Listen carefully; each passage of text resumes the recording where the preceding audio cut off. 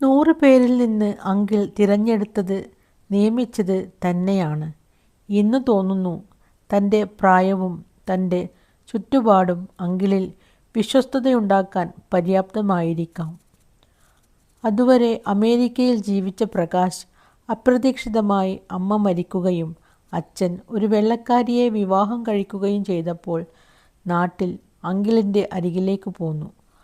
അവൻ വളർന്ന ചുറ്റുപാടനുസരിച്ച് സന്തോഷത്തോടെ ഓടിവന്ന് കെട്ടിപ്പിടിക്കുമ്പോഴും ചുംബിക്കുമ്പോഴും വന്ന നാളിൽ ഓമനത്തത്തോടെ അടുത്തുവന്ന് ഉറ്റുനോക്കിക്കൊണ്ട് ഒരിക്കൽ പറഞ്ഞു, "നിങ്ങളുടെ കണ്ണുകൾക്ക് എന്തൊരു കറുത്ത തിളക്കം! പക്ഷേ ആരാണവനെ അക്കാലത്ത് ചേച്ചി എന്ന് വിളിക്കാൻ പഠിപ്പിച്ചത്?" ആദ്യ ദിവസം കോളേജിൽ പോകാൻ ഒരുങ്ങുമ്പോഴാണെന്ന് തോന്നുന്നു കെട്ടിപ്പിടിച്ചു സന്തോഷത്തോടെ കവിളിൽ ചുംബിച്ചപ്പോൾ അങ്കിളിൻ്റെ നെറ്റി ചുളിഞ്ഞു. വൈകിട്ട് ഓഫീസ് റൂമിലിരിക്കുമ്പോൾ അങ്കിൾ ചിന്താഭാരത്തോടെ അടുത്ത കസേരയിലിരുന്നു. പ്രകാശിനെക്കുറിച്ച് ഗിരിജയ്ക്കറിയാമോ?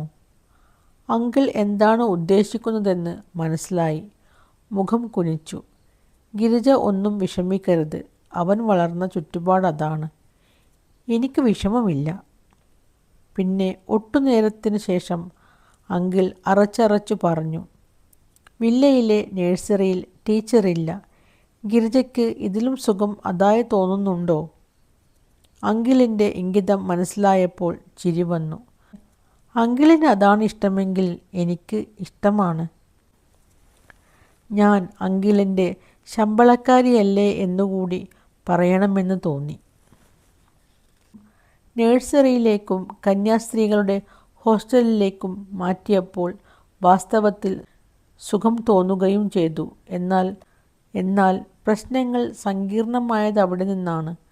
ജോർജും തോമസും ലോറൻസും അമ്മയും അലക്സും എന്നും നഴ്സറിയിലേക്ക് വന്നിട്ടും പ്രകാശ് മാത്രം തന്നെ കാണാൻ വന്നില്ല. ഗിരിജയ്ക്ക് വിഷമം തോന്നിയില്ല, അങ്ങോട്ട് ചെന്നതുമില്ല. ഒരു ദിവസം ഉച്ചയ്ക്ക് ഊണ് കഴിക്കെ പെട്ടെന്ന് കയറി വന്ന ജോർജ് അസ്വസ്ഥതയോടെ പറഞ്ഞു, "ഗിരിജ, ഒന്ന് വൈകുന്നേരം വീട്ടിൽ വരൂ. വിശേഷിച്ച്." ഗിരിജയുടെ മുമ്പിലെ പാത്രങ്ങളിൽ നിന്ന് ഒരു പപ്പടം എടുത്ത് പൊട്ടിച്ച് ഒരു കഷണം വായയിലിട്ട് ജോർജ് പറഞ്ഞു, "പ്രകാശ് തീരെ അപ്സെറ്റായതുപോലെ തോന്നുന്നു. അവനാണെങ്കിൽ വലിയ അഭിമാനിയാണ്. അച്ഛൻ ആകെ കുഴപ്പത്തിലായിരിക്കുകയാണ്." "എന്തിന്?" "ഗിരിജയെ ഇങ്ങോട്ട് വിട്ടത് പ്രകാശ് ഗിരിജയോട് കാണിച്ച സ്വാതന്ത്ര്യം കാരണമാണെന്ന് അവന് മനസ്സിലായിരിക്കുന്നു.